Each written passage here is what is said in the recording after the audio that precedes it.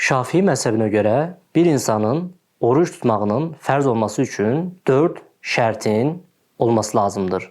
Bu 4 şərtdən birincisi müsəlman olmaq, ikincisi hədd-i buluğ yaşına çatmış olmaq, üçüncüsü ağıllı olmaq, dördüncüsü isə oruç tutmağa gücü çatmaq. Yəni bu 4 şərt bir insanda olarsa, artıq o insan oruç tutmaqla mükəlləfdir, oruç tutmazsa haram olar. Bu 4 şərtdən birincisi müsəlman olmaq idi. Müsəlman olmayana oruç tutmaq fərz deyildir. Onun ilk öncə müsəlman olması lazımdır. İkincisi hədd-i buluğ yaşına çatmaqdır ki, hədd-i buluğ yaşına çatmayan uşaqlar orucla mükəlləf deyildirlər, tutmazlarsa onlar üçün hər hansı bir günahlıq yoxdur. Üçüncüsü ağıllı olmaqdır ki, məcnunlar, dəlilər orucla məsul deyildirlər, oruc tutmazlarsa onlar üçün də günah yoxdur. Dördüncüsü oruc tutmağa gücü çatmaqdır.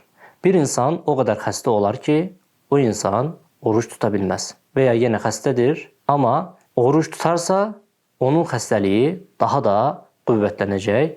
Bu insanda oruc tutmaqla o anlıq məsul deyil, sağaldığı zaman orucunu tutar və ya bir insan o qədər yaşlıdır ki, yaşlılıq səbəbi ilə oruc tutmağa gücü çatmır. Bu insanlara oruc tutmaq fərz deyil, vacib deyil. Bu insanlar orucla məsul deyildirlər. Amma bir şəxsdə bu 4 şərt olarsa, o insana oruc tutmaq fərzdir, vacibdir, tutmazsa haram işləmiş olar.